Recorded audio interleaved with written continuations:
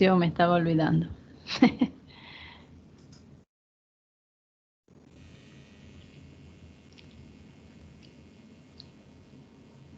Están con cara de sueñito.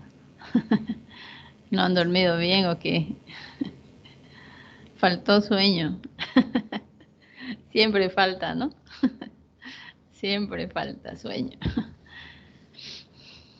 Ya. Vamos a esperar que lleguen todos y arrancamos 8:00, ¿ya?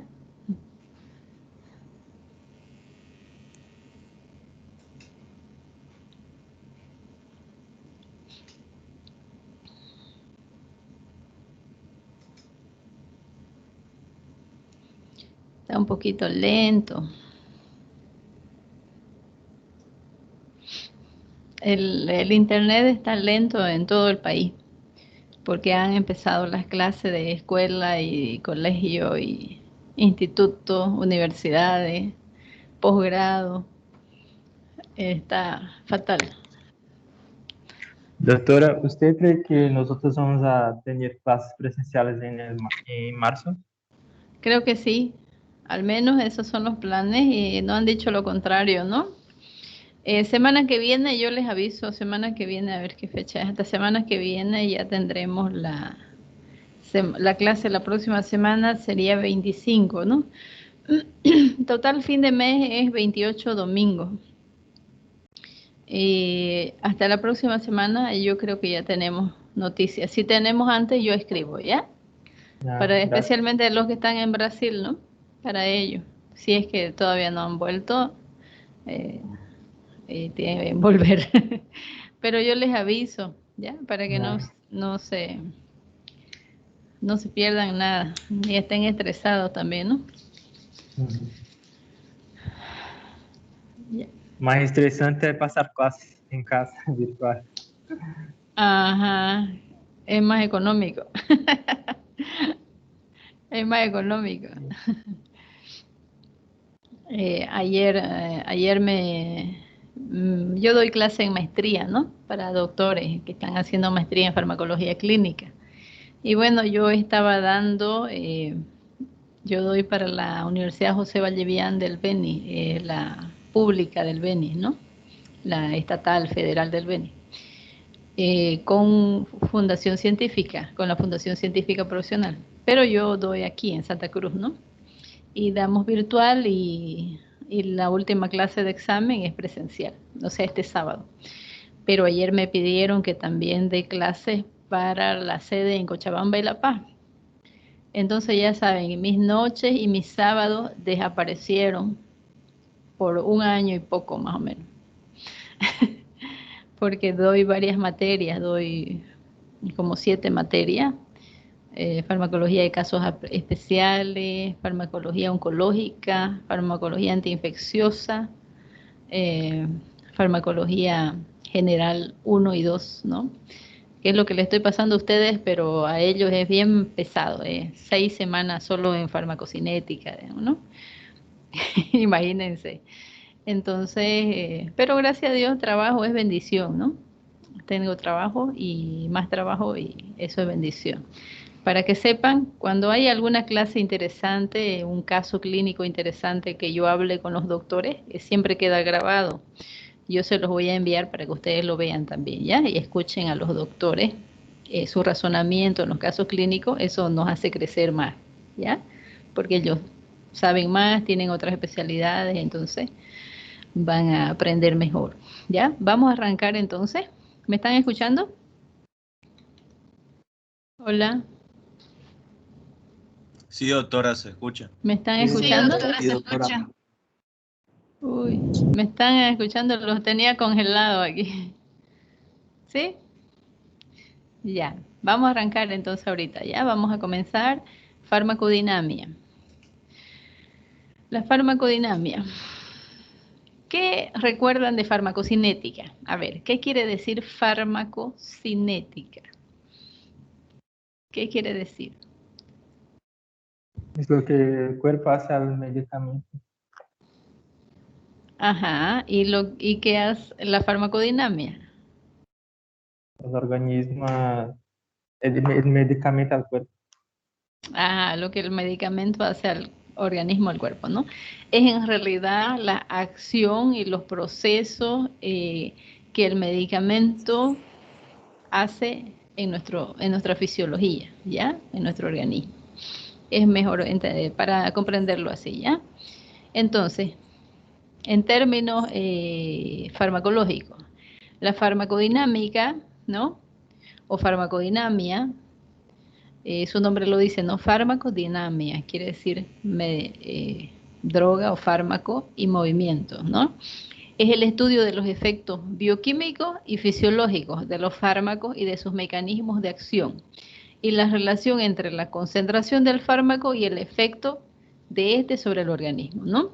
Entonces, estudia los receptores, cómo se conectan con nuestro sistema, ¿no? Fisiológico, cómo se conectan, sea un receptor bioquímico o un receptor fisiológico, ¿no? O un receptor neurológico también. Cómo se conecta con ellos, y al conectarse, cómo actúa, su mecanismo de acción, cómo es que da una acción, ¿no? ¿Qué es lo que pasa con ese receptor? Y al tener esa acción va a tener un efecto farmacológico. Ahora, ese efecto farmacológico y el mecanismo de acción están directamente relacionados con la concentración del fármaco, porque hay medicamentos que no afectan en nada su efecto terapéutico. Tú lo puedes aumentar, el efecto terapéutico seguirá siendo el mismo. Hay otros que no. Disminuye el efecto terapéutico. Aumenta el efecto terapéutico, y en otros casos el aumentar es bueno para aumentar el efecto terapéutico, pero en otros casos nos pone en problemas de niveles de toxicidad, ¿sí? Entonces, por eso es importante estudiar la farmacodinamia, porque sabemos con quién se conecta, ya me da una luz de saber, este es más grave porque este se conecta con receptores neurológicos. Entonces, ¿qué debo de vigilar? La dosis. Se conecta con receptores cardiológicos. Debo vigilar las concentraciones y las dosis. No es dar nomás, démosle el más fuerte para que de una vez actúe, ¿no? Ese es el concepto equivocado. Démosle este más potente para que barra con todo, ¿no? No es así. El sistema nervioso y cardiovascular y hormonal también nosotros debemos vigilar muy bien la dosis, porque de eso dependerá el efecto terapéutico, ¿ya? Dicho de otra manera, entonces, el estudio de lo que sucede al organismo por la acción de un fármaco. ¿Sí? Hola. Doctora, ¿no se ve la diapositiva? ¿O la estaba mostrando o no? La estoy mostrando. No La, aparece. la vamos a mostrar de nuevo. Gracias, menos mal que seguíamos en la primera. Hace rato me dijeron que se veía. Hace rato me dijeron que se veía. Ahora, Ahora sí ya, doctora. Ahora sí, doctora. ajá, Ahora sí. estuvimos en esta parte hasta aquí, ¿no ve? Ahora, dicho de otra manera, es el estudio de lo que sucede en el organismo por la acción de un fármaco, ¿no? Entonces, la acción de un fármaco va a afectar en lo que sucede en mi organismo, ¿sí?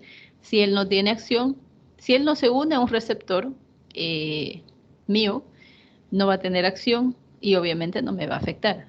Pero si se une a algún receptor mío, si esa sustancia que yo ingiero, sea vía oral, tópica, sistémica, tiene un receptor en mi organismo, sí o sí va a haber acción terapéutica, va a haber mecanismo de acción y acción terapéutica. Sí o sí me va a afectar en mi fisiología, en mi bioquímica, ¿ya? Desde el punto de vista, es opuesto a lo que implica la farmacocinética, es lo que estaban diciendo, ¿no? La farmacocinética es lo que el organismo le hace al fármaco, y la farmacodinamia es lo que sucede al fármaco por la acción del organismo, ¿no? El estudio de los receptores, entonces. Los receptores, les decía, si un fármaco no se une a un receptor, no va a haber mecanismo de acción y tampoco efecto terapéutico. Y si no hay efecto terapéutico, tampoco hay reacciones adversas, toxicidad y etcétera, ¿no? Hace un paso nomás, como si no existiera nada. Como la lechuga. La lechuga no aporta mucho en la alimentación. Tiene mucha tiene algunas vitaminas, pero nosotros no tenemos las enzimas capaces de metabolizar las vitaminas que tiene la lechuga, ¿ya? En la forma en que están en la lechuga. Entonces sirve como fibra, como refrescante y también para llenar la barriguita cuando hacemos dieta. Y es muy rica en hamburguesa, ¿ya? Así que tienen que saberlo, ¿ya? Entonces, si no hay conexión, no hay mecanismo de acción, no hay efecto farmacológico, ¿ya? Entonces, los receptores son muy, muy importantes. De nada sirve estudiar, investigar o crear el fármaco muy potente si no hay receptor, ¿sí? No sirve de nada. Tiene que haber receptor. Por eso tiene que ser probado in vitro y luego ser probado en humanos, fase 1, fase 2, fase 3, fase 4. Y recién ir al mercado, ¿ya? El estudio de los receptores, entonces, son macromoléculas generalmente de naturaleza proteica, ¿ya?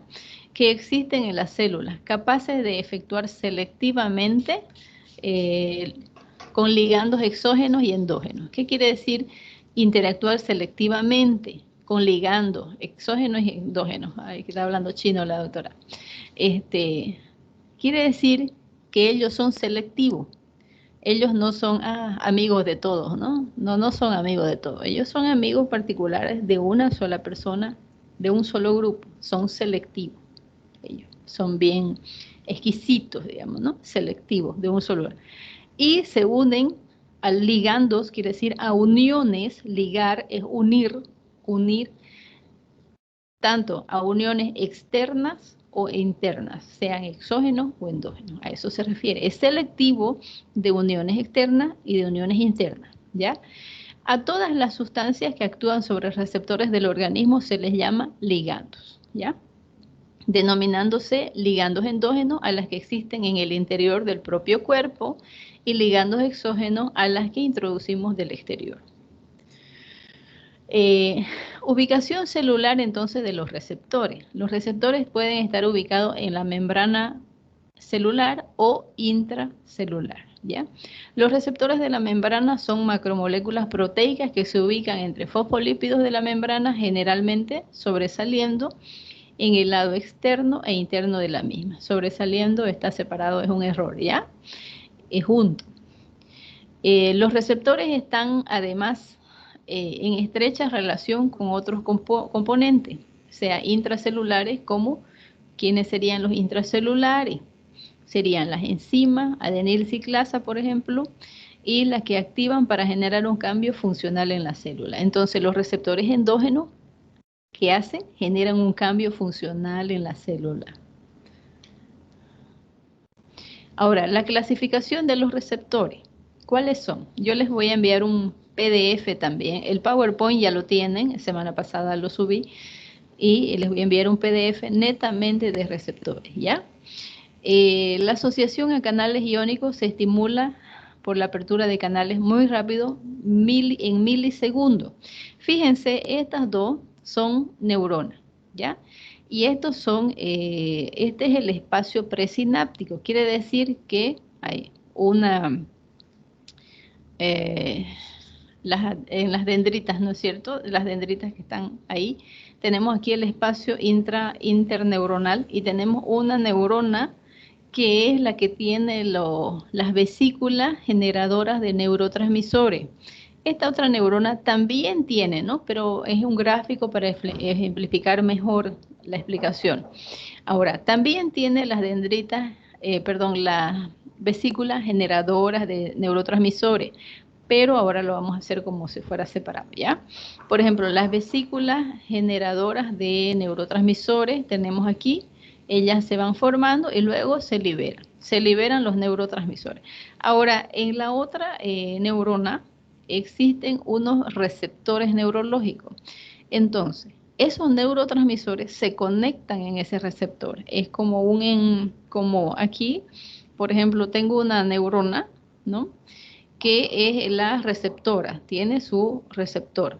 En esta es la otra que libera el neurotransmisor y entonces se conecta. Si no, no se puede cargar este teléfono. Entonces, Lo mismo en la neurona. Si el neurotransmisor no se conecta con el receptor de la otra neurona, no hay sinapsis, no hay efecto, no hay acción. Por eso es el llamado cuando usted está enamorado de alguien y la otra persona no le da importancia, o viceversa, digamos, ¿no? No lo vamos a poner tan dramático. Hay alguien que está enamorado de mí, pero a mí no me gusta, ¿no? No me gusta. Entonces, no hay química, ¿ya? No hay química. Quiere decir que no hay sinapsis. No hay sinapsis. Quedó por aquí el neurotransmisor, no se conectó, ¿no? No me causa ningún efecto. Serotonina y noradrenalina no están trabajando. No estimula la secreción y la sinapsis. Esa persona no cumple algunos requisitos probablemente dentro de mis parámetros. Pero eso es lo que normalmente, por eso es que se dice no hay química, porque no hay conexión, neurotransmisor-receptor. No hay conexión, entonces no hay efecto, no hay acción, ¿ya?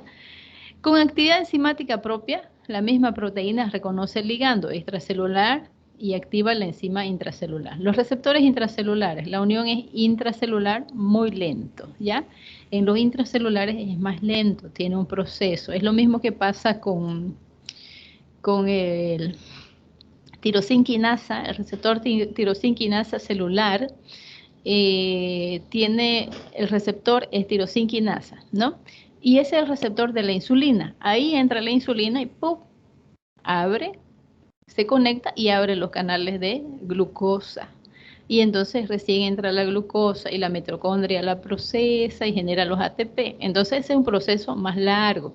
Por eso los receptores intracelulares son un poco más lentos, demoran horas, ¿ya? En cambio los neurológicos no, son inmediatos. ¡Pum! Sale el neurotransmisor, se conecta, hay la acción, ¿ya? La acción es inmediata.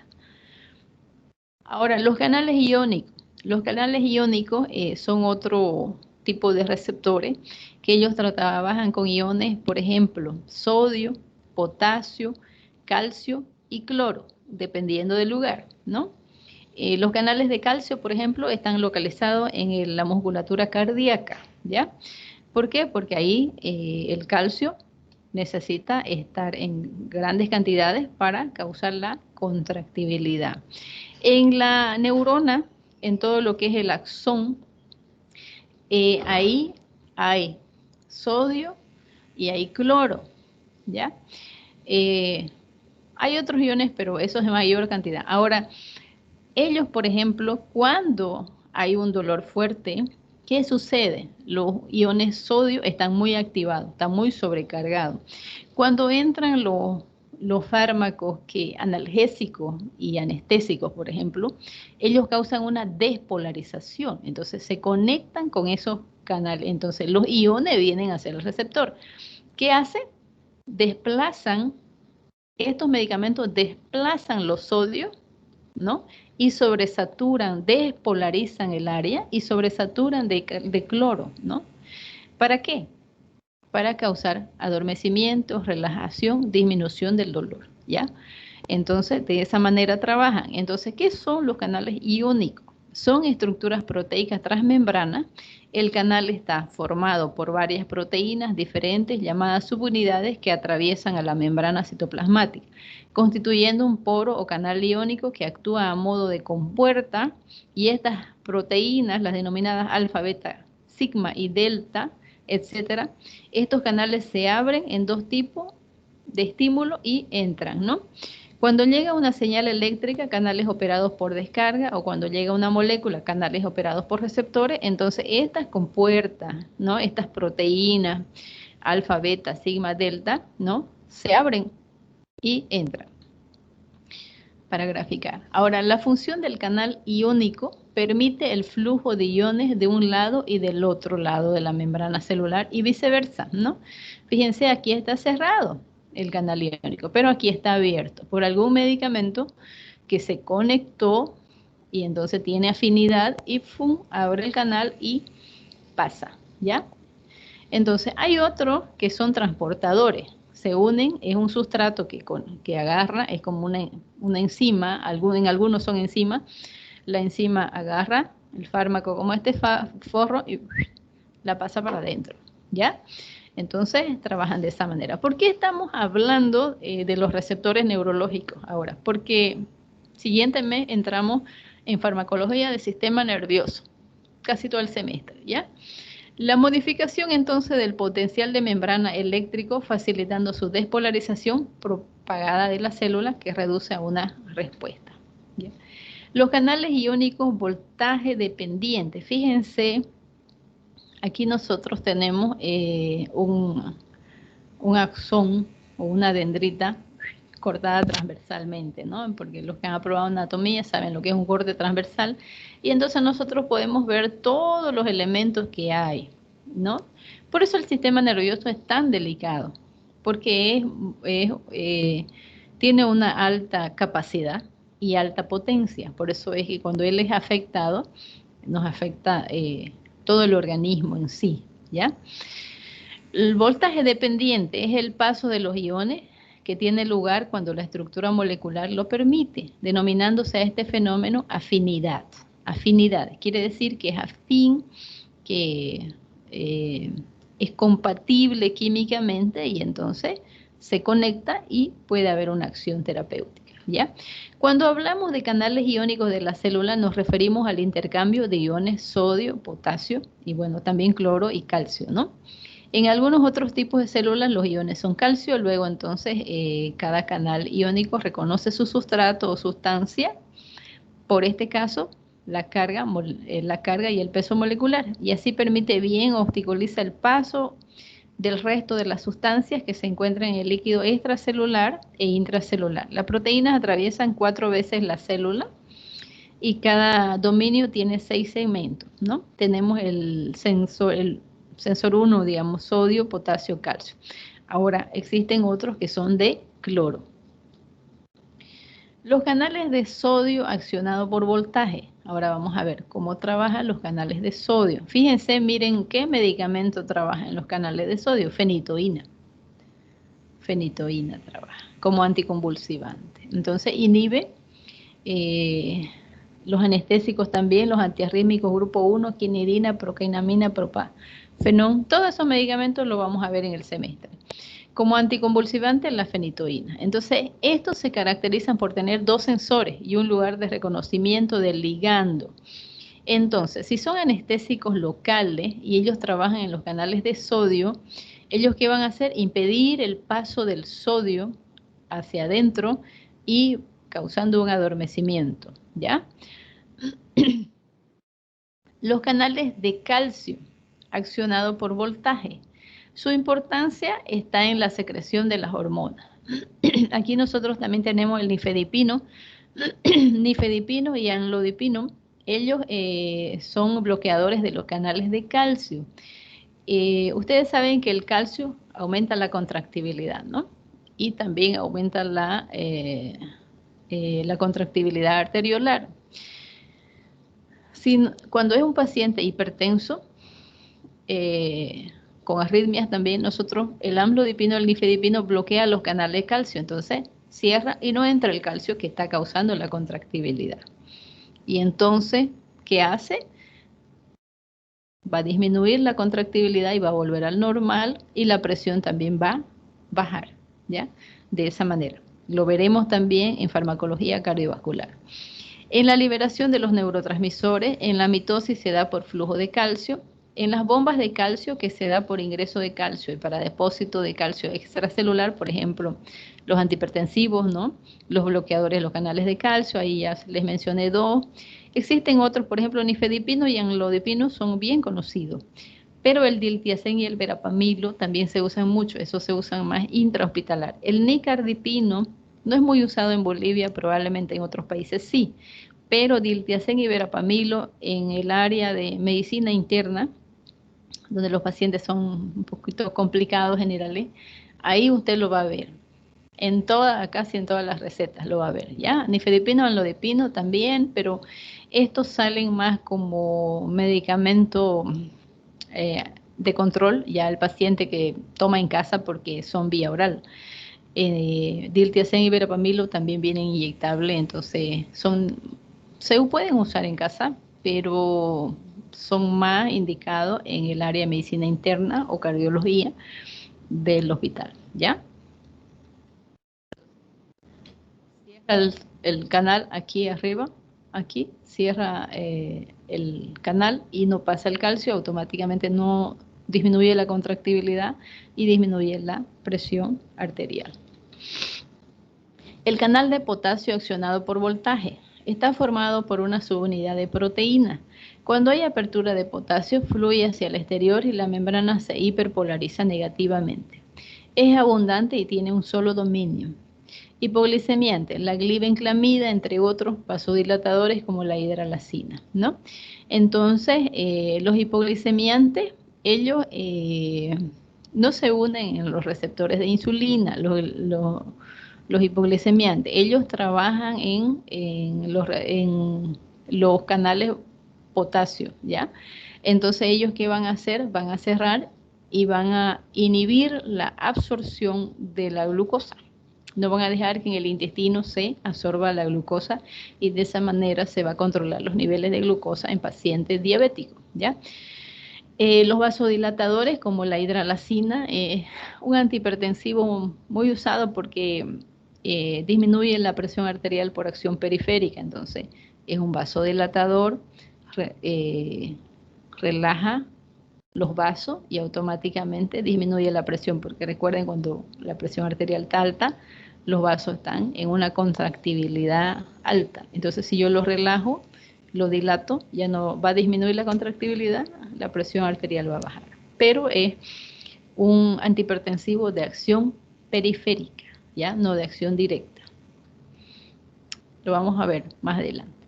El canal de cloro del receptor GABA-A. Ahora, los receptores GABA están en la neurona, ¿no? Son varios, fíjense, son alfa, beta, ¿no? Gamma. También hay el sitio benzodiazepínico en el GABA.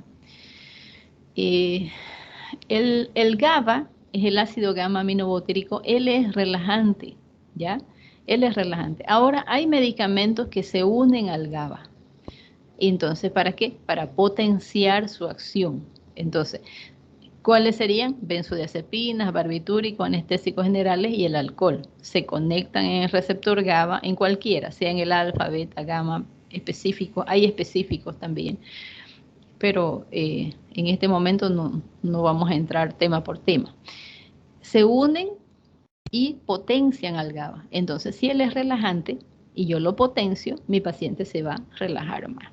Es lo que pasa cuando hay ansiedad y el paciente tiene que tomar benzodiazepinas como alprazolam en caso de ansiedad, de crisis de ansiedad fase aguda, es momentánea por alguna situación que pasó, digamos, ¿no? Se toma alprazolam. En caso de ansiedad crónica, ya diagnosticada por psiquiatría, entonces ahí se toma el clonazepam, ¿ya?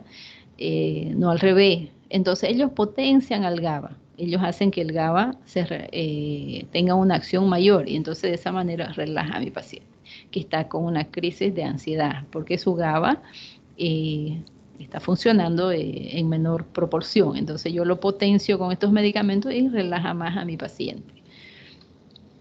Ahora, el canal de cloro del receptor de la glicina, ¿no? Fíjense, hasta tiene una calaverita aquí la glicina, ¿no? La estricnina, perdón, tiene una calaverita, ¿no? Quiere decir que mata, ¿ya? Bueno, todos los medicamentos usados en paciente normal, que no necesita medicamentos, que no tiene prescripción, no tiene patología, pueden entrar en niveles tóxicos. ¿Por qué? Porque son en paciente normal, sano. No necesito medicamento. Medicamento es la última opción de un tratamiento. Entonces yo no tengo nada y yo me estoy metiendo un medicamento. Igual va a entrar como algo agresivo o tóxico. ¿Por qué? Porque no tengo ninguna patología para causar una acción terapéutica. Se va a unir al receptor y obviamente va a sufrir toda la farmacocinética. Farmacodinamia no, porque no hay acción terapéutica que suplir, pero va a entrar y va a haber metabolismo y va a haber excreción. Entonces lo único que va a hacer entrar agrediendo, ¿no? Conectándose al receptor, haciendo mecanismo de acción, no va a suplir ninguna acción terapéutica, va a tener que hacer todo el metabolismo porque no se usó y excretar. Entonces va a entrar agrediendo. No tengo nada, tomo un medicamento, entra como tóxico, ¿sí? No necesariamente tiene que ser veneno, ¿ya? Todo medicamento puede ser tóxico para paciente normal sin ninguna patología, ¿ya? No tome solo por tomar. Los hipocondríacos, por ejemplo, son peligrosos porque ellos dicen que les duele, dicen que tienen fiebre y etcétera, etcétera, pero en realidad es solo el deseo de dependencia psicológica de tomar algo, ¿ya? Entonces el fármaco se fija a la subunidad alfa en el caso de los canales de cloro, ¿ya? Ejemplo, bloquea la estricnina, que vendría a ser un veneno, entonces hay fármacos que bloquean la estricnina, el receptor de la glicina, los canales de cloro, el receptor de la glicina, ¿no? Entonces pueden ayudar en caso de envenenamiento por estricnina, ¿ya? Pero si no hay envenenamiento, obviamente tomar un medicamento que altere los canales de cloro del receptor de la glicina, sí me va a afectar a mí, relajándome demasiado, digamos, ¿no? El receptor GABA-A. Los receptores GABA son A, B, alfa, beta, gamma y los canales de benzodiazepínicos. Hay un sector aquí, fíjense, aquí, sitio benzodiazepínico. La benzodiazepina, que son alprazolam, clonazepam, diazepam, no trabajan en todo el GABA, trabajan en una parte media de el GABA gamma, ¿ya? En el GABA gamma, en una subunidad pequeña, un sitio. Entonces, por eso es que se lo conoce como receptor benzodiazepínico. ¿Pero qué acaso la benzodiazepina no trabaja en el GABA? Decían algunos doctores, ¿no? Potencia el GABA, sí, pero trabaja en el GABA gamma, en la parte media. Entonces potencia de dos maneras, potencia al GABA en general, pero específicamente trabaja en el GABA gamma. Y de esa manera relaja a mi paciente, al punto de dormirlo en el caso de las benzodiazepinas, ¿ya? ¿Ya pueden ver las diapositivas? Que algunos Sí, están quejándose de Sí, que no. doctora, se ven. Ah, ya, porque aquí en el WhatsApp algunos dicen que no la ven, pero ya se ve. Ya. Entonces, el receptor GABA-A, el receptor canal GABA-A, es un canal de cloro, ¿ya? Quiere decir que el cloro pasa, ¿ya? Ligando moléculas de GABA en neurotransmisor, subunidad del receptor, sitio de unión a barbitúrico, sitio de unión a esteroides, iones cloruro, canal de cloruro, sitio de unión a benzodiazepina. Entonces, el GABA-A tiene todos estos sitios, el GABA-A, ¿no? El GABA-A. Y la estructura del receptor GABA, para que veamos un poquito la estructura, ya se encuentran en la membrana plasmática tanto de la terminal presináptica y la postsináptica. La GABA-B en la presináptica, ya aquí tenemos presináptica. También tenemos la proteína G dentro, ya. Disminuye la entrada de calcio, originando de esta forma menor liberación de glutamato y monoaminas, que es lo que causan estimulación, ¿no? La unión de un agonista al receptor GABA-B. Ahora van a tener que repasar bioquímica, qué es glutamato y qué es monoamina, ¿ya? La unión de los agonistas al receptor GABA-B postsináptico aumenta la salida del potasio al medio extracelular, produciendo un potencial inhibitorio.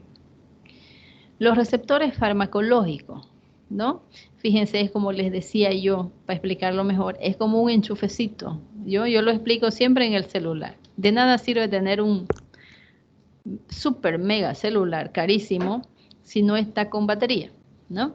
Entonces, no sirve de nada, ¿no? O sea, está bien para que lo vean que tengo, digamos, ¿no? Pero a mí no me sirve ahorita. Entonces, si yo no lo conecto a la electricidad, no va a haber acción, no se va a cargar, no va a haber función. Entonces, lo mismo, los receptores sirven para una conexión y una acción.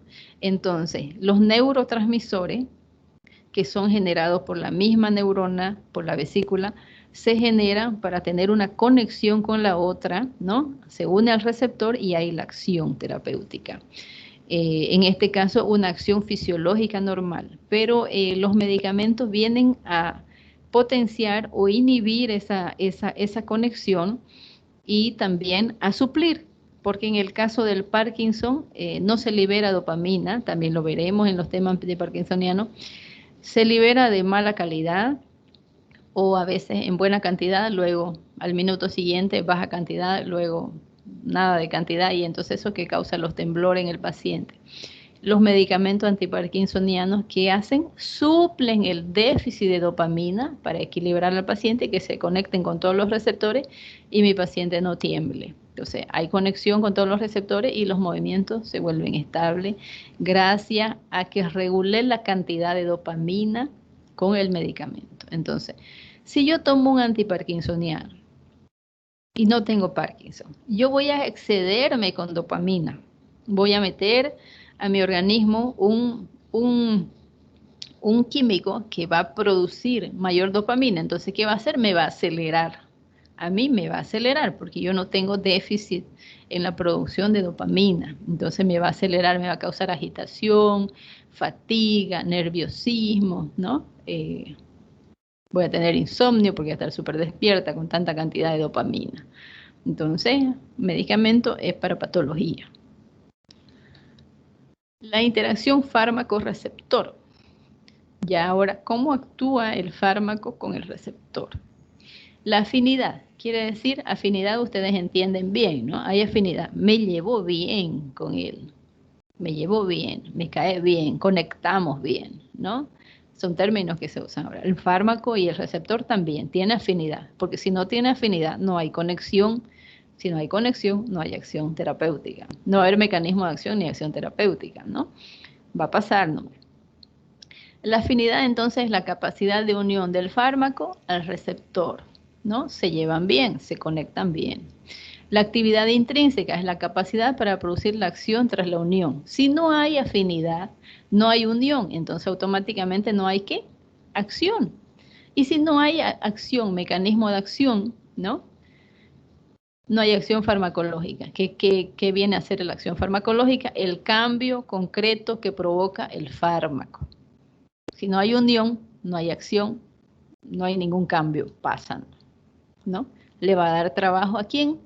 A mi sistema gastrointestinal si entro por vía oral en la absorción. El hígado para metabolizar y le va a dar trabajo al sistema renal para filtrar, ¿ya? Y si es lipofílico, le va a dar trabajo a la vesícula también para excretar. El efecto entonces farmacológico es la manifestación observable de la acción farmacológica. Tiene que observarse el efecto. Tiene que observarse en síntomas y en signos también, ¿no? Y también en valores laboratoriales. Pero debe ser observable. Si no es observable, ese medicamento no me sirve o no se está conectando con el receptor que requiero, no está viendo acción porque no está, si no lo puedo observar en ninguno, ni física, ni laboratorialmente, y el paciente tampoco me dice, ya me calmó el dolor, digamos. No me calmó el dolor, no me calma, no está actuando. Entonces debo cambiarlo. O algo está fallando, o el mecanismo de acción no es el que yo estoy esperando, o está actuando en un receptor que yo no necesité actuar, ¿no? Porque, por ejemplo, en Parkinson, ¿no? Con la dopamina, y yo le doy un medicamento que trabaja en receptor serotoninérgico. ¿Qué va a hacer? El paciente va a estar feliz, ¿no? Porque va a tener serotonina, todo, pero va a seguir con Parkinson, va a seguir temblando. Entonces, en ese caso, mi efecto farmacológico, estoy causando un efecto farmacológico no necesario para la patología. Estoy causando otro que no necesita el paciente, ¿ya? Entonces, debe ser observable, física, y también el paciente puede decir que es signo, ¿no? Síntoma y signo, y también laboratorialmente. Debe ser observable. En el caso de los hipoglicemiantes, por ejemplo, yo le hago una glicemia y su glicemia debe haber bajado. Si no bajó, tal vez no sea ese el medicamento que él necesita, yo debo usar otro. probablemente ya necesita insulina, ya los vía oral no están funcionando, entonces necesito conectarme con el receptor tirosinquinasa, ya no con los canales de sodio, ¿no? Entonces, con los canales de potasio. Entonces, debe haber también, si hay efecto farmacológico, automáticamente va a haber potencia. ¿Es potente o no es potente? ¿Sirve o no sirve? ¿No? La potencia, entonces, la cantidad en peso de fármaco requerida para un efecto. Sí o sí debe ser dosificado, ¿no? Por kilogramo, peso, día. Peor si es un paciente hospitalizado en pediatría, medicina interna y terapia intensiva. Sí o sí es dosificado por kilogramo, peso, día, que es lo que estamos aprendiendo en práctica. También hay el efecto de tolerancia, ¿no? Eso normalmente pasa con los de sistema nervioso. El paciente cada día tolera y llega a un punto en que ya no tolera, ¿no? Ya estamos en los niveles tóxicos y hay que suspender o hacer un cambio. Por otro lado, existe otro tipo de tolerancia, que es que simplemente al ingreso no tolera, y es lo que le pasa a muchos con el paracetamol. Toma el paracetamol y ¡buah!, lo vomitan, ¿no? No lo tolera la primera. Entonces, ¿qué quiere decir? Uno puede ser la pérdida del efecto tras la administración de dosis repetida, ¿no? Y la taquifilaxia se desarrolla rápidamente. Entonces, taquifilaxia es una tolerancia rápida, inmediata, no tolera, no lo aguanta. Entonces, es tolerancia, pero rápida, ¿ya? La tolerancia es paulatina, ¿ya? Voy a preguntar en el examen, diferencia entre tolerancia y taquifilaxia. Lo he preguntado en la maestría, voy a preguntar aquí también, ¿ya? Entonces, tolerancia es la adaptación paulatina hacia un medicamento. La taquifilaxia es la tolerancia inmediata o rápida hacia un fármaco o a otra sustancia, ¿ya? Los tipos entonces de fármacos con relación al receptor. Hay los agonistas totales, los agonistas parciales, los agonistas antagonistas y los agonistas inversos. Agonista, ¿qué quiere decir agonista? Que tiene la misma acción, que hace el mismo efecto.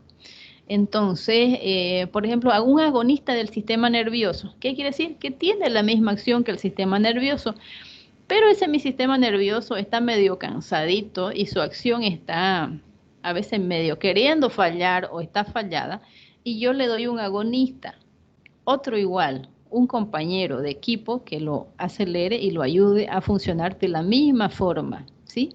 No lo potencio, sino lo acompaño a que tenga la misma acción, o en su déficit suplo la acción, que es lo que le pasa con los antiparkinsonianos, vienen a ser como un agonista, ¿no?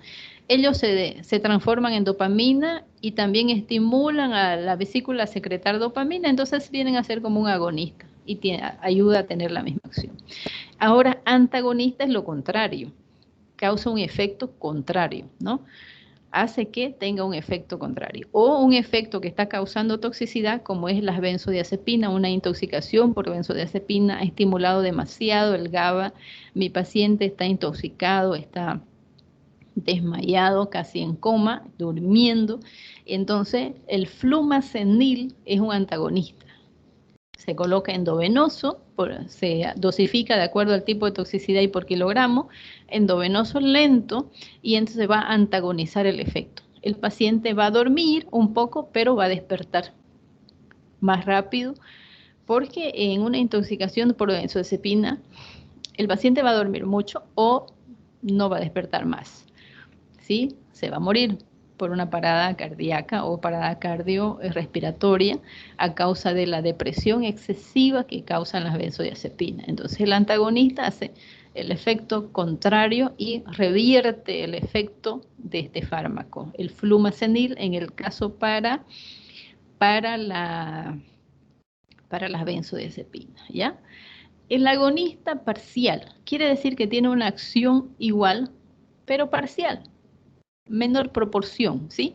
Tiene afinidad y cierta actividad intrínseca, pero en menor proporción, no tanto como un agonista neto, ¿ya? Un agonista antagonista tiene un efecto agonista parcial ante un agonista, ¿no? Entonces, quiere decir que va a tener una acción parcial parecida frente a otro agonista que puede causarle el efecto contrario, ¿ya? Ahorita es casi memorizar los conceptos, pero cuando veamos fármaco por fármaco, sistema nervioso, lo comprenderemos mejor porque ya estaremos trabajando en el medicamento, ¿ya? El agonista inverso tiene una afinidad y actividad intrínseca, pero inversa, ¿sí? Por ejemplo, este es depresor y este otro es estimulador, ¿no? Es inversa la acción. Tiene una afinidad, se conecta, pero tiene una acción inversa, al contrario, tiene una acción contraria. Y aquí algunas fotografías para que entiendan un poquito, antes de tomar el medicamento, ¿no? El fármaco agonista y el fármaco antagonista. El agonista suple y tiene la misma acción. El antagonista bloquea las conexiones y revierte el efecto.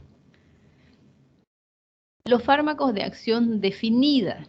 Para que un fármaco de acción específica produzca una respuesta, debe llegar primero al sitio donde se encuentra el órgano blanco, conocido como biofase. Debe sentir atracción por el receptor y unirse a él. O sea, eso es, en otras palabras, afinidad. Debe tener una afinidad, si no, no hay acción. Debe ser capaz de producir modificadores en el receptor que desencadenan el efecto característico, eficacia y actividad, ¿no?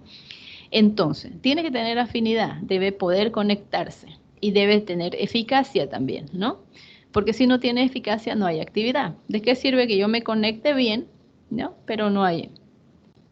Es como conectar este teléfono, ¿no? Pongo el cable y tiene afinidad, se conecta perfecto, pero no hay luz, no hay electricidad, perdón. Entonces no hay eficacia, ¿no? Se conecta bien, pero no hay eficacia, no se carga, no hay ninguna acción, ¿ya? A eso se refiere. Es como el internet de ayer, había, pero, y estábamos conectados, pero no había suficiente eficacia, se entrecortaba. Es lo mismo. Hay medicamentos que tienen afinidad, nosotros los tomamos todo, pero no tienen suficiente eficacia, entonces debo usar otro que tenga mayor eficacia, porque si no mi paciente no va a curar. Debo usar uno que se conecte y que tenga afinidad, pero que también tenga eficacia, ¿ya? Para tener un éxito en tratamiento farmacológico, ¿ya? Los fármacos que no se unen al receptor, ¿qué sucede? Los mecanismos más comunes son los siguientes: acción de efectos modificados por enzima, acción mediada por propiedades coligativas, efectos biológicos dados por interacciones químicas, efectos biológicos dados por incorporación de una droga a un lugar de metabolito normal, drogas con propiedades ácidos-base, sustitución de sustancias de las cuales el organismo presenta déficit, efecto oleostérico y efecto placebo. Estos no se unen a ningún receptor, por eso no hay acción. El efecto placebo es más psicológico, ¿ya? Por ejemplo, hay alguien que le gusta tomar medicamento, ¿no? Por ejemplo, mi abuelita ya falleció en el 2012, falleció mi abuelita. ¿Qué pasaba con ella? A ella le gustaba la aspirina, le gustaba el sabor de la aspirina. Y ella decía, todo el tiempo nos decía que le dolía algo, me duele la cabeza, me duele la cabeza. Y era mentira, no le dolía. Ella se escondía las aspirinas o cuando podía caminar, cuando ya estaba más viejita no podía y bueno, tenía que mandar a comprar a un nieto que podía controlarlo, digamos, ¿no? Porque los más grandes, ya los que estábamos estudiando en el área de salud, en la Facultad de Ciencias del área de la salud, porque somos varios que estudiamos de la familia, ya sabíamos y no le hacíamos caso, ¿no? Pero los otros nietos que todavía no estaban estudiando le hacían caso, iban y le compraban su aspirina. Y ella la escondía y se las chupaba solita, ¿no? Porque les gustaba el sabor. Y era peligroso porque ella podría causar si se cortaba, podría causar una hemorragia, ¿no? No severa porque tampoco se tomaba cajas, ¿no? Pero todos los días se chupaba o se tomaba, porque no las tomaba con agua, le gustaba el sabor, la chupaba. Entonces, obviamente la sublingual hacía su efecto y tenía mayor efecto terapéutico. Había que engañarle, había que decirle, tome, le traje sus aspirinas, para que no tenga que ir a comprar, no tenga que caminar, etcétera. Y entonces le traíamos vitaminas, ¿no? Que tenía que ser obviamente en color blanco, porque si no, no podíamos engañar. Y entonces tomaba una y le pasaba, dice que le pasaba el dolor. Entonces eso se llama placebo.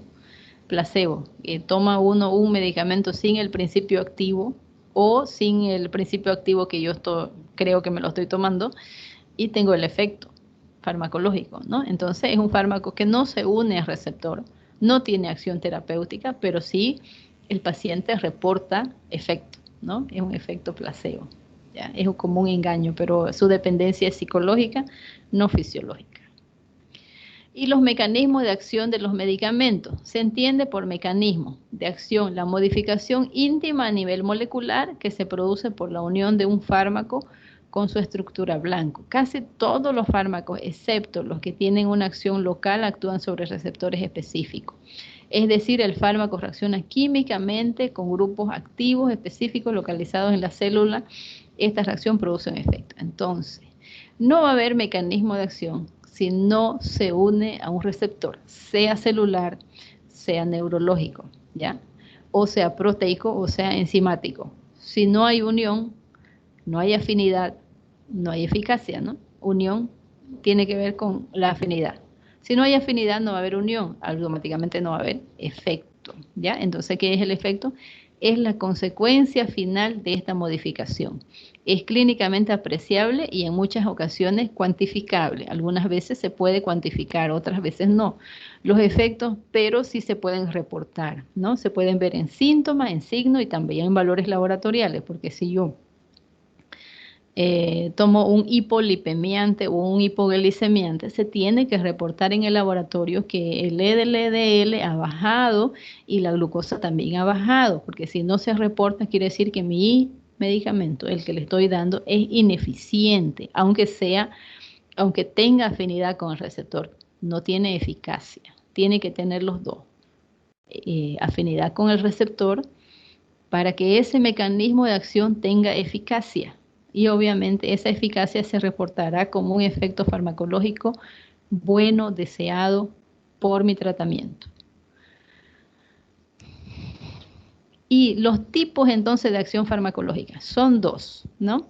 Estimulación y depresión, ¿ya? Perdón, son 5. Son estimulación, depresión, reemplazo, antiinfeccioso. ¿Y dónde está mi 3? Se perdió. Y también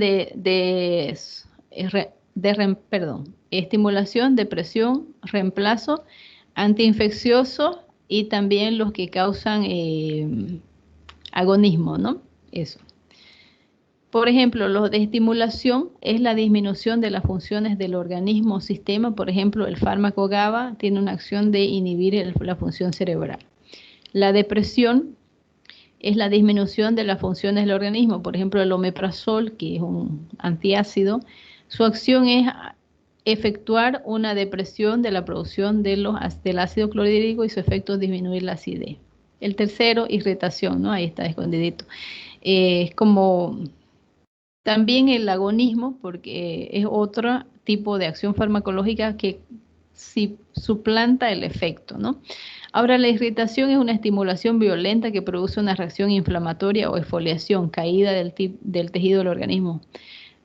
Cuando yo necesito usar un fármaco irritativo, un queratolítico, cuando hay, por ejemplo, verrugas o alguna alteración cutánea, entonces yo necesito un irritativo que descame y retire eso, ¿ya? Los de reemplazo se denomina reemplazo a la sustitución de una hormona o un compuesto que falta en el organismo, ¿no? Ejemplo, la acción de la insulina reemplaza o cubre la insulina faltante del organismo y su efecto es producir glicemias normales, ¿no? Eso funciona en el receptor tirosina quinasa. Los antiinfecciosos no trabajan en los receptores humanos, trabajan en los receptores de los microorganismos, ¿no? Trabajan en bacterias, virus, ¿no? Hongos o micosis, si quiere llamarlo, digamos. Estos fármacos introducidos al organismo son capaces de eliminar o atenuar a los microorganismos que producen enfermedad. Entonces, los microorganismos, cuando hay una infección bacterial, viral, micótica, parasitaria también en caso de las amebas, sí causan efectos y malestar en el paciente, ¿no? En algunos casos es un malestar general, en otros los malestares se reportan con síntomas y también con signos, y en otros también con una descompensación general que viene a ser un síntoma más grave, ¿ya? Y también cómo se reportan algunos con fiebre. Los virales los virus y las bacterias normalmente reportan fiebre, ¿ya? Los hongos normalmente reportan picor, escozor, ¿ya? Pero no siempre las bacterias se reportan con fiebre, como es el caso de las bacterias gram negativas. Cuando hay una infección urinaria, no reportan fiebre. Solamente cuando la infección ya está severa, causan una descompensación general grave, al punto del paciente ya sentirse que se muere, una fatiga, una descompensación horrible, ¿ya? Entonces hay que estar alerta en uno y también en su paciente cuando está tratado con los valores laboratoriales para ver si la infección ha cedido o ha retrocedido, ¿ya? Si no, porque si vemos por fiebre, no vamos a observar nada en caso de infecciones urinarias. Y los sitios farmacológicos son dos, eso ya en la administración, acción local, sistémica. También tenemos un tercero que es el de vía oral, ¿no? Ocurre en el local ocurre en el lugar de administración. Nosotros lo conocemos como las cremas, geles, ungüentos, etcétera. Los sistémicos, pues nosotros son los que entran en el sistema directo como inyectables, intramuscular, intradérmico, subcutáneo, endovenoso, y los que entran también por vía oral, nosotros tenemos tabletas, jarabe, solución, suspensión, cápsulas, gotas, ¿no? Y eso influye en algunos factores para la acción del fármaco, ¿no? ¿Cuáles son esos factores? La dosis, el estado de salud, la especie, la raza, aunque no lo crea, las razas influyen, porque hay unas razas que tienen sus genes dominantes, ¿no? Entonces, algunos son más fuertes frente a ciertas patologías y también resisten a algunos fármacos, ¿no? La edad también influye con respecto a la acción del fármaco, el peso y área corporal. Por eso es que los fármacos deben dosificarse por kilogramo peso. No es lo mismo tomar un paracetamol de 500 miligramos a un paciente de 50 kilos que un paciente que pesa 98 o 110 kilos. Un paracetamol de 500 miligramos no le hace nada, es como masticar un chicle. Tiene que tomar uno que probablemente tenga, según su peso, usar un gramo o tal vez un poco más para tener el efecto, ¿sí? Entonces, a mayor peso, mayor concentración de fármaco. La gestación también influye, ¿no? Hay medicamentos que no se deben administrar en gestación porque atraviesan barrera placentaria, entonces hay que usar uno que no. La alimentación, el clima, el frío, la altitud también influyen en el efecto de los fármacos. Hay medicamentos que interactúan con alimentos, ¿no? Por ejemplo, todos los antimicóticos, ¿no? Grisofulvina, ketoconazol, fluconazol, ellos son liposolubles. Si usted no consume lípidos en su alimentación durante el tratamiento de antimicóticos y su tratamiento es vía oral, no se va a absorber lo suficiente. Entonces su efecto va a ser más retardado, ¿ya? En el caso de jugo de pomelo, por ejemplo, él antagoniza muchos medicamentos. Entonces el jugo de pomelo natural, no el artificial, que es puro sabor, el natural de la fruta, ese antagoniza los efectos de muchos, muchos medicamentos. Entonces, tener cuidado también en eso. En el caso de frío y altitud, en medicamentos de vía oral, se disuelven más lento en el estómago y obviamente su absorción también es más lenta, ¿ya? La tolerancia y la taquifilaxia en algunos pacientes, la adaptación, que es lo que se va adaptando, en caso de fármaco sistema nervioso ocurre eso, se va adaptando y obviamente va necesitando cada día un poco más de medicamento. La sensibilización también, el paciente se sensibiliza mucho a ese medicamento al punto de que ya no debería usarlo, ¿no?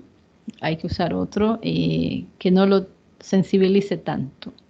La intolerancia o hipersusceptibilidad, quiere decir intolerancia, no lo tolera a la primera, como es caso de muchos pacientes en paracetamol, no lo tolera. Usted puede enmascararlo con sabor o color igual, no lo tolera. Al no tolerar el principio activo, entonces ¡pum!, vomita. Por eso ahora ya, gracias a Dios, hay paracetamol inyectable. Ahora sí, la intolerancia es netamente del área bucal vía oral. Está bien, pero si la intolerancia es química o fisiológica, si nosotros le ponemos inyectable, lo podemos matar también, ¿ya? La idiosincrasia es una característica personal de cada paciente frente al medicamento. La alergia medicamentosa es ya una hipersensibilidad, hay reacción anafiláctica. En este caso, el fármaco bajo ninguna circunstancia se lo debe administrar porque esa reacción anafiláctica puede matar a mi paciente, ¿ya?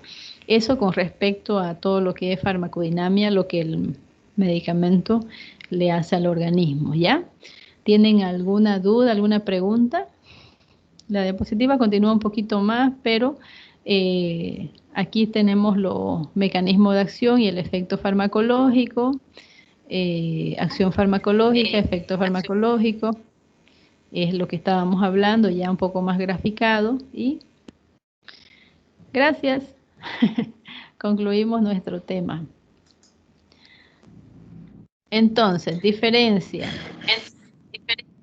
¿Qué es farmacocinética y qué es farmacodinamia? ¿Qué era? ¿Qué era farmacocinética y qué era farmacodinamia? Jocelyn Farrell, ¿qué entendiste de farmacodinamia? Que te veo sonriendo por ahí.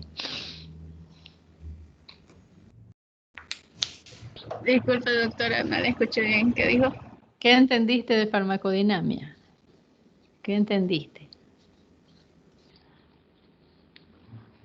¿Qué es la acción del producto o el fármaco que al consumir reacciona el cuerpo? Ajá, Si es no me la equivoco. acción del medicamento en el cuerpo. Ya, más o menos, va yéndose. Hudson, ¿qué dices tú? De la farmacodinámica. ¿No? Que levantaste la mano. Ah, no, es que tengo una pregunta, doctora. Cuando Ya, se pues. habló sobre la estimulación y la depresión, en la diapositiva, y usted también dijo que la estimulación sería una disminución del efecto, algo así, y la depresión también sería una disminución. Pero ¿será que la estimulación no sería un aumento al lugar de una disminución? Depende Porque del lugar. sí, Entiendo tu porque los confusión. conceptos quedaron iguales, tanto estimulación como depresión. Sí, pero son diferentes. Digamos, la estimulación es potencia la acción, la inhibición disminuye la acción. Ahora, pero si la acción fisiológica normal de la neurona, en el caso del GABA, él es depresor, ¿no es cierto? Él inhibe, deprime, relaja. Si yo lo potencio, porque las benzodiazepinas, por ejemplo, y los barbitúricos, potencian al GABA, estimulan al GABA, pero el GABA es depresor. Entonces, ¿qué hago yo? Potencio su depresión, potencio su inhibición, para comprender mejor. Si yo utilizara como el flumazenil, es un inhibidor, ¿no? Antagonista de las benzodiazepinas. ¿Qué hago? Yo inhibo la acción inhibitoria. Entonces, ¿qué hago? Estimulo. Más por menos es menos. Menos por más es menos. Es casi como la matemática, ¿ya? Si yo más estimulo a lo que tiene acción menos, más por menos, ¿qué hago? Menos. Así, para razonar un poquito. Cuando veamos fármaco por fármaco, lo comprenderán mejor. Ahorita es muy memorístico, ¿no? Siguiente semana ya vamos entrando un poquito en carrera. ¿Comprendiste? ¿Comprendiste? ¿Sí? Si yo tengo un estimulante, pero mi estimulante es estimulante del GABA. El GABA es depresor, relajante, inhibidor. Y yo lo potencio, entonces agrando la acción inhibitoria. Eso. Ya. Ahora sí, Poliana, Ernesto o Esther, cualquiera de los tres que quiera hablar. Doctora, ¿Ya? ni la pregunta. Entonces, la estimulación potencia, digamos, la función, digamos, si estimula Sí. una función negativa, ¿la disminuye todavía más? Sí, sí. Y era, Potencia. ¿Cuál? era sobre el polimorfismo. ¿No es algo que afecte con la acción del fármaco? No afecta. No afecta. Eso ¿Ya? era, doctora. Muy bien. Están prestando atención, me gusta. Ahora sí, Doctor, Esther y Poliana. Ajá. no me quedó muy claro qué era tolerancia. Ya. Tolerancia quiere decir adaptación, ¿ya? Adaptación. Puede ser adaptación paulatina y también adaptación rápida o rechazo. En este caso es una adaptación con rechazo. Se confunde con dependencia, ¿ya? Con dependencia. Hay medicamentos, los de sistema nervioso central hacen tolerancia con dependencia, ¿no? Tolerancia con dependencia. Ahora, los de sistema cardiológico hacen tolerancia, pero no dependencia. ¿Entiende? Los de sistema nervioso hacen tolerancia con dependencia. Cada vez necesito mayor dosis. En el sistema cardiovascular hace tolerancia sin dependencia. O sea, sí o sí me tienen que aumentar la dosis para que haya efecto, pero no tengo yo el síndrome de abstinencia, por ejemplo. En el sistema nervioso va a tener síndromes de abstinencia, de necesitar más medicamento, ¿ya? Taquifilaxia es la tolerancia inmediata, rápida. Yo tengo una reacción rápida de adaptación o de tolerancia al medicamento. Eso. ¿Más o menos? Más o Entonces, menos. doctora, tolerancia es hasta dónde yo aguanto o soporto esa dosis de medicamento, ¿así? Sí. Ah, Cuando ok, pasamos los ok. niveles de tolerancia, ya entramos en niveles tóxicos, ¿ya? Ahora la tequifilaxia es como una tolerancia, como una toxicidad inmediata, ¿no? Porque yo lo tolero nada, digamos, casi, ¿no? Tolero poco y ya tengo la reacción. Ahora, la reacción de hipersensibilidad es no tolero nada, ¿no? Tolerancia tolera poco a poco hasta llegar a los niveles tóxicos que ya no debe usarse. Taquifilaxia tolera un poco y ya tiene la reacción de tolerancia inmediata, ¿no? Apenas a la primera dosis o a segunda ya necesita mayor. La anafilaxia o hipersensibilidad, esa no tolera nada, ¿no? Nada. Tiene reacción alérgica, nada. Si usted es paciente alérgico, por ejemplo, o alguna vez ha reportado alergia, cuando le toque vacunarse contra COVID, no se vacune en esos centros de área grande, ¿no? Por ejemplo, Cambódromo, no se vacune ahí. Si usted alguna vez reportó alergia o sabe que es un paciente hipersensible o alérgico, debe vacunarse en un centro hospitalar donde haya asistencia de emergencia, donde haya oxígeno, epinefrina, corticoides, para que le salven la vida. En esos lugares abiertos no habrá tanta asistencia, ¿ya? Porque no sabemos cómo vamos a reaccionar. Es una vacuna nueva. Entonces, y hay 5 variedades, vamos a ver cuál es la mejor, ¿no? No sé cuál nos tocará a nosotros, pero esa es recomendación para ustedes, ¿ya? En caso de hipersensibilidad. Ahora sí, Poliana, Victoria, ¿querías hablar? Sí, doctora, usted habló que además Más fuerte tu volumen y no se escucha nada. Más fuerte. usted habló que las benzodiazepinas, barbitúricos, son lo que amplían la función del GABA, ¿no? Potencia. Sí. Mencionó también que el alcohol también va a ampliar la función de él. Entonces, en los borrachos, ¿es esto que ocurre? Sí. Ellos están deprimidos. Pues estás estimulado. Voy a tomar alcoholcito para estimularme. Error, no pasó farmacología. Está deprimido.